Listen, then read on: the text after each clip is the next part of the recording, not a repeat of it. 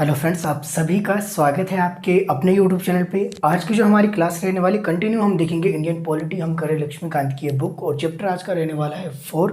अगर आप देखें तो चैप्टर का नाम अगर आप बुक में खोल कर देखते हैं तो बुक का जो है चैप्टर का जो नाम है आज का वो है आपके पास प्रियम्बल ऑफ द कॉन्स्टिट्यूशन, यानी कि संविधान की जो प्रस्तावना है उसके बारे में चैप्टर 4 है। छोटा सा टॉपिक है, ध्यान से सुन लीजिएगा। एक प्रश्न आपका डायरेक्ट यहीं से बनता है। इसके अलावा आपको और भी फैक्ट में बताने वाला हूँ, साथ ही जो पुरानी जो आपकी क्लासेज हो चुकी है उससे रिलेटेड भी आपको 2-4 जो एक्स्ट्रा फैक्ट आपको मैं बताने वाला हूँ। यानी कि कहने की बात है छोटी सी क्लास होगी, लेकिन यहाँ से डायरेक्ट आपके प्रश्न देखने को मिलते हैं, जरूर मिलते हैं और किसी एग्जाम में देखने को मिलते हैं, चाहे आप किसी भी एग्जाम की तैयारी कर रहे हैं। तो पिछली वीडियोज अभी तक आपने नहीं देखी है, यानी कि पिछली वीडियोज़ की मैं बात करूँ, पिछली क्लास आपकी जो है आपकी चैप्टर ये 4 है। इसका मतलब हमने अभी तक जो 3 क्लासेस इंडियन पॉलिटी की कर ली है। तो प्लेलिस्ट में उनकी आपको वीडियोस मिल जाएगी। अलग से फोल्डर बना है इंडियन पॉलिटी के नाम से प्लेलिस्ट में, उसमें जाकर आप उन 3 क्लासेस को ज्वाइन कर सकते हैं। चैप्टर 1, 2 और 3, ये चैप्टर भी आपका 4 चला है और क्लास भी आपकी इंडियन पॉलिटी की 4 है। हालांकि दूसरी वीडियोज़ के लिए भी आप प्लेलिस्ट में जाकर विजिट कर सकते हैं, अपने जो सब्जेक्ट के अनुसार आप जो क्लासेस लगा सकते हैं। तो प्रस्तावना की बात करेंगे। जो प्रस्तावना आपका जो ये शब्द है, यह प्रस्तावना का जो कॉन्सेप्ट था तो ये किसके देश से लिया गया था? सबसे पहले जो प्रस्तावना आपकी रखी गई थी, ये रखी गई थी आपके अमेरिका द्वारा।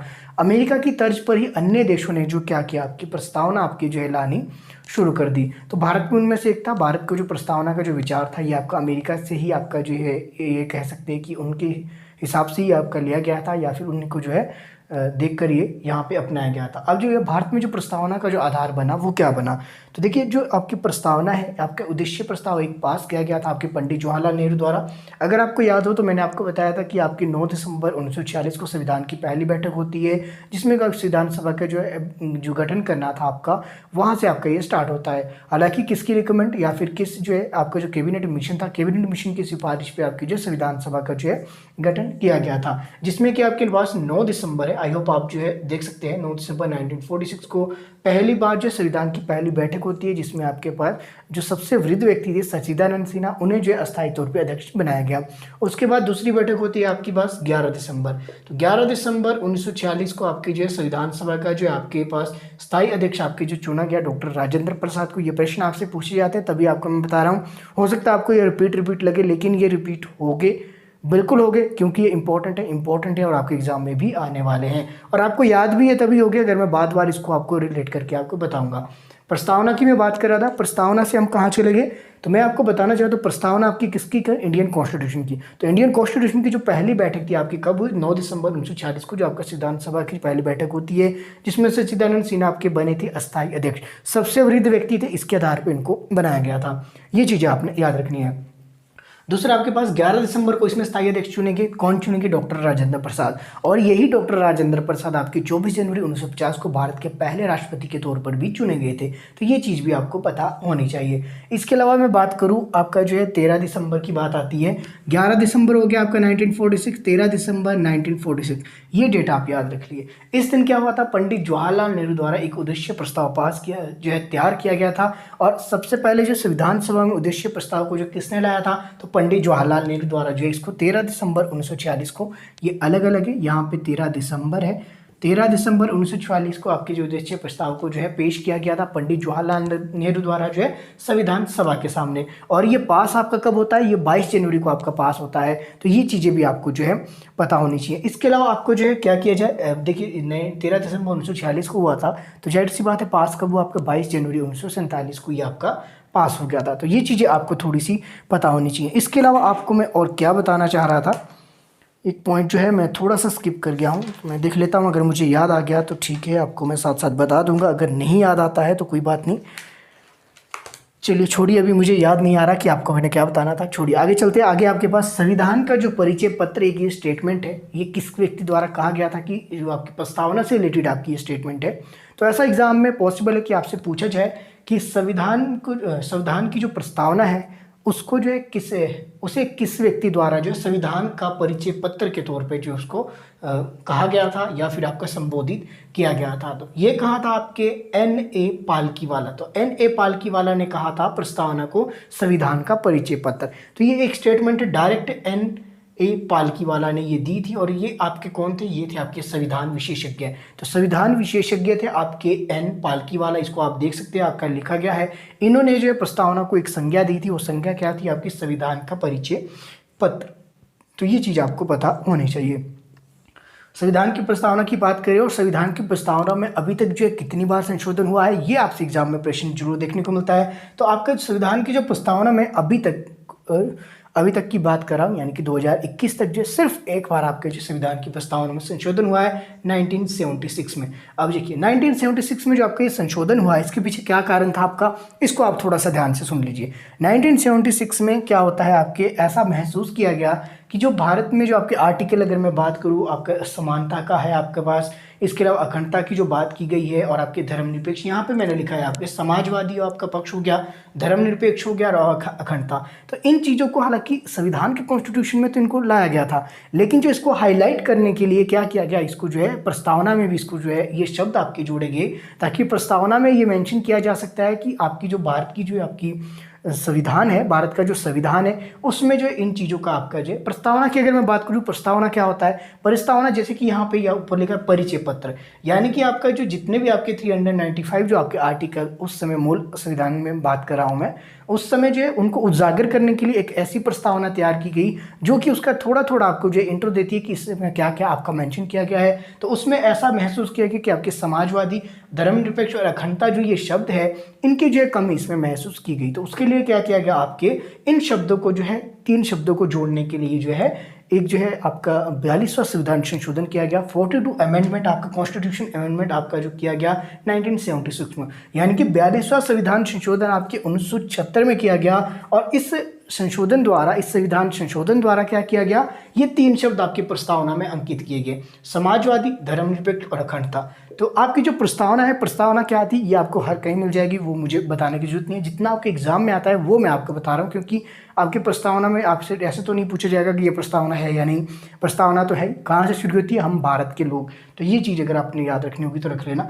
तो देखिए, तो ये आपके 3 शब्द कब जोड़े गए, समाजवादी, धर्मनिरपेक्ष और अखंडता जो शब्द है भारतीय संविधान में, भारतीय संविधान की प्रस्तावना में कब जोड़े गए, 1976 को 42वें संविधान संशोधन द्वारा, 42 अमेंडमेंट, कॉन्स्टिट्यूशन अमेंडमेंट ये आपका था, ये आपको पता होना चाहिए। इसके अंतर्गत इनको जोड़ा गया और आपको मैंने बता दिया जोड़ने के पीछे क्या आपका रीजन था। और एक और बात मैं याद दिला दूं, अगर आप 42 अमेंडमेंट आप पढ़ रहे हैं, 42वां अगर संविधान संशोधन पढ़ रहे हैं, तो इसको आपको मिनी आपका जो संविधान भी इसको कहा जाता है, मिनी कॉन्स्टिट्यूशन किसको संज्ञा दी गई। इसके पीछे रीजन ये था कि आपके एक तो ये शब्द जोड़े गए, इसके अलावा और बहुत सारी चीज़ें आपकी 1976 के जो आपका ये 42वां संविधान संशोधन था इसके अंतर्गत की गई। अब वो बहुत सारी चीज़ों में से एक चीज़ और मैं आपको याद दिला दूँ, अगर आपको याद हो, मैंने आपको जो है पिछली जो वीडियो थी उसमें मैंने आपको बताया था समवर्ती सूची, राज्य सूची और संघ सूची। तो इनके बारे में मैंने आपको बताया था, जो कि आपकी शक्तियों का विभाजन करती है राज्य और केंद्र सरकार के मध्य। जब मैंने आपको बताया था, मैं थोड़ा सा इसको जो है मिटा देता हूँ, जब मैंने आपको बताया था कि आपकी जो है संघ सूची में कितने विषय हैं, राज्य सूची में कितने हैं और 8% कितने हैं, मूल रूप से पहले कितने थे और 8% कितने हैं। तो अगर आपको याद हो, जो आपकी संघ सूची है, मैंने कहा था कि पहले इसमें कितने विषय थे आपके, पहले थे इसमें आपके 97 विषय, 8% कितने हैं आपके इसमें 100 विषय। इसको आप सुन लीजिए पहले आप कि मैं क्या बताना चाह रहा हूँ। उसके बाद है आपके पास राज्य सूची। और पहली बात यह है कि जब आप मेरी वीडियोस को देखें, जब भी क्लासेस की वीडियोस को देखें, चलते फिरते, घूमते फिरते, एयरफोन लगा के इस तरह से ना देखें, प्रॉपर आप टाइम टेबल बना के जो है बैठ जाइए कि मैंने इस समय देखनी है। अपनी नोटबुक लीजिए, पेन लीजिए और साथ साथ आप नोट डाउन करिए। एक चीज़ में बार बार अगर मेरी वीडियोस में रिपीट हो रही है, क्योंकि पिछली वीडियो में हमने किया, इस वीडियो में फिर से रिपीट हो रहा है, हो सकता है आपको पहले याद ना हो, इस वीडियो को देखने के बाद आपको ये डायरेक्ट याद हो जाएगा। तो इसको आराम से प्रॉपर तरीके से आप देखिए। देखिए, जब भी आपके लिए मैं वीडियो बनाता हूँ, बेशक एक दिन वीडियो छोड़ के बने, एक दिन स्किप हो जाए, लेकिन क्वालिटी के साथ आपके जो कोई आपका कंप्रोमाइज़ नहीं होता। अगर मेरे पास कोई किसी दिन टॉपिक नहीं भी है प्रिपेयर किया हुआ, तब भी मैं कोशिश करता हूँ कि जो पिछली वीडियोस के जो टॉपिक है उनको इकट्ठा करके आपको दिया जाए। तो जब मैं इतनी मेहनत कर रहा हूँ, तो इसको आप जो है आराम से जो चैन से देखकर बैठकर आप जो इस वीडियो को देखिए, चलते फिरते ना देखिए इसको। तो चलिए आगे आपके पास राज्य की बात कर, राज्य सूची की जब मैं बात कर रहा हूँ, तो राज्य सूची में आपके पहले कितने थे, आपके 61, 8% कितने हैं 66। इसके अलावा आपके पास समवर्ती सूची, समवर्ती सूची में पहले कितने थे आपके 47, 8% कितने हैं आपके 52। अब देखिए अब मैंने ये क्यों बताया आपको, हम बात कर रहे थे 1976 की, इसको मिनी कॉन्स्टिट्यूशन आपका क्यों कहा जाता है, क्यों कहा जाता है, क्योंकि जो इससे आपके बहुत सारे प्रावधान किए गए, जैसे कि आपके अखंडता शब्द को जोड़ा गया। उसके अलावा 1976 में आपका क्या किया गया, आपकी जो शिक्षा और इससे संबंधित 5 और विषय थे उनको क्या किया, राज्य सूची से हटा के उनको कहाँ कर दिया, आपके समवर्ती सूची में। तो पहले आपके जो है कितने विषय थे आपके पास, पहले थे आपके पास 66 विषय और 8% कितने हैं आपके पास, 8% है आपके पास 61। तो ये आपने ध्यान रखना है। ये थोड़ा सा आगे पीछे इसको ऐसे कर दीजिए, मैं इसको बताता हूँ आपको कैसे करना है आपको।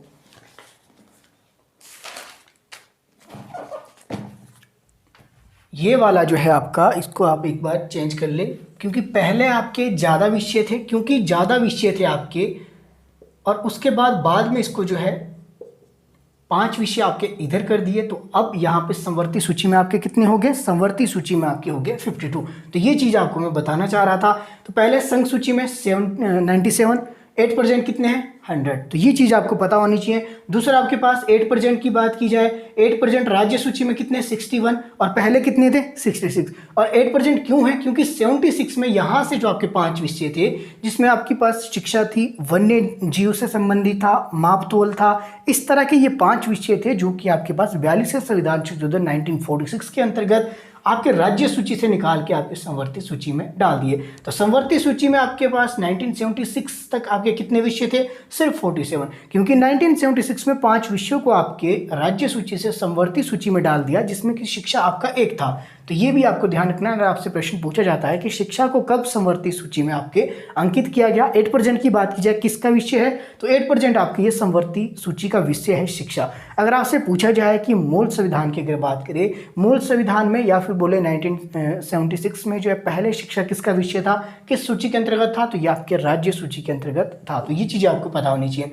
अब क्योंकि इसमें 5 विषय डाल दिए, तो 47 से आपके 5 जब प्लस करते हैं तो 52। 8% आपके कितने हैं, आपकी इसमें 52। ये चीज़ आपने याद रखनी है। 8% आपके राज्य सूची में 61 और आपके संघ सूची में 100। तो ये चीज़ें आपको थोड़ी सी पता हो। थोड़ी सी इसमें आप लॉजिक भी लगा सकते हैं कि ऐसा ऐसा क्यों हुआ।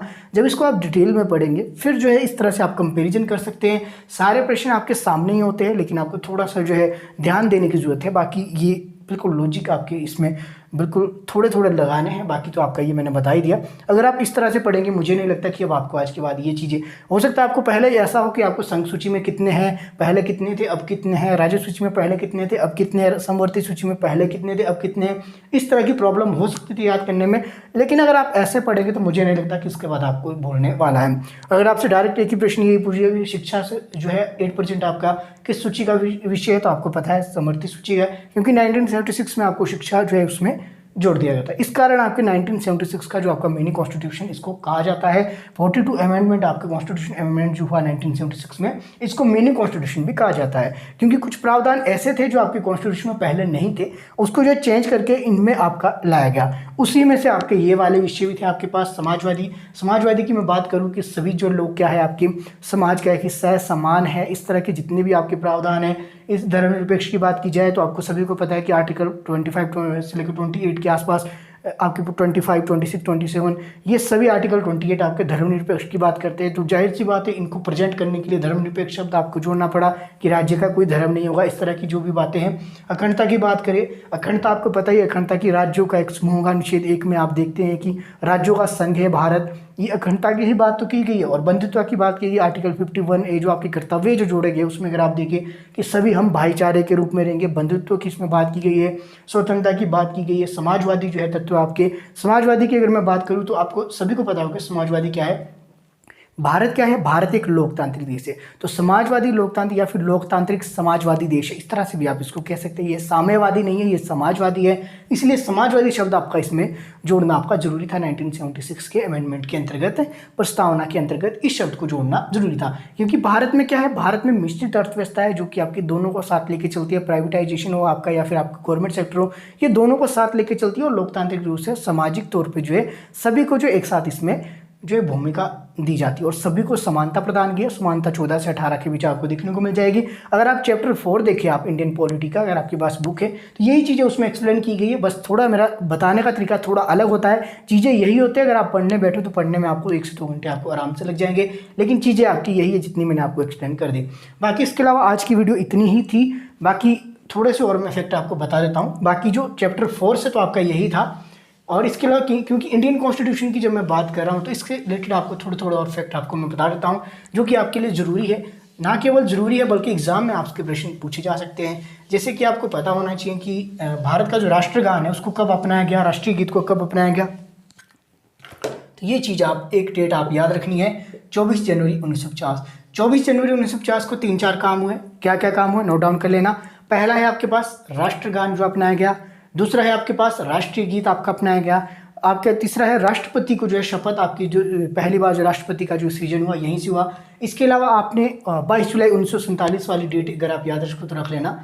22 जुलाई 1947 को आपकी जो है पहली बार जो है भारत का जो राष्ट्रीय ध्वज है उसको अपनाया गया। तो ये चीज़ें आपको पता होनी चाहिए। इसके अलावा आपने जैसे मैं राष्ट्रगान और राष्ट्रगीत की जो मैं बात कर रहा हूँ इसको आप लिख लीजिए कि आपका जो भारत का जो राष्ट्रीय गीत है पहली बार ये कब गाया गया, 1896 में कलकत्ता अधिवेशन में। ये चीज़ आपको पता होनी चाहिए। दूसरी बात आपको जो है राष्ट्रीय गान आपका पहली बार कब गाया गया, 1911 में कलकत्ता अधिवेशन में। ये 2 ईयर आपने याद रखने, डेट आपको याद हो नहीं हो कोई भी करनी, कोई आपको प्रॉब्लम नहीं है, लेकिन ये आपको ईयर याद हो। ये आपका राष्ट्रगीत है, ये आपका राष्ट्रगान है, और दोनों आपके लागू कब हुए, तो ये हुए थे 24 जनवरी 1950 को।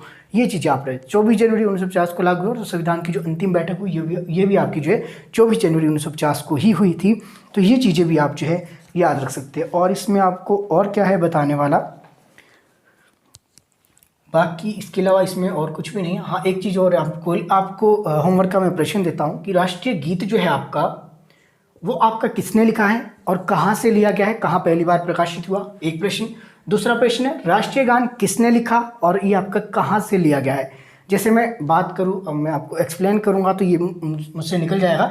ये आपके लिए होमवर्क है, तो आप बताइएगा कि सबसे पहले राष्ट्रीय गान आपका जो 1896 में जो आपका 1911 में जो आपका राष्ट्रीय गान पहली बार जो गाया गया ये किससे लिया गया है, उपन्यास था, क्या थी, पत्रिका थी, इस तरह से आपका जो भी था वो आपने कमेंट करना है। उसी तरह राष्ट्रगीत जो आपका 1896 में पहली बार गाया गया किसके द्वारा लिखा गया और उसके किस उपन्यास से, किस पत्रिका से ये लिया गया या पहली बार कहाँ प्रकाशित हुआ, इस तरह से जो आपका ये प्रश्न बनते। तो ये 2 प्रश्न आपके होमवर्क के बिल्कुल रहेंगे। रेगुलर स्टूडेंट है, देखते जरा कौन कौन रेगुलर स्टूडेंट है वो जरूर कमेंट करेंगे। बाकी आपकी क्लासेस चल रही है, बाकी मिलते हैं क्लासेस में। मेरे साथ बने रहने के लिए आप सभी का तहे दिल से बहुत बहुत धन्यवाद। अप्रिशिएट करने के लिए आप दोस्तों के साथ वीडियो को जरूर शेयर कीजिएगा।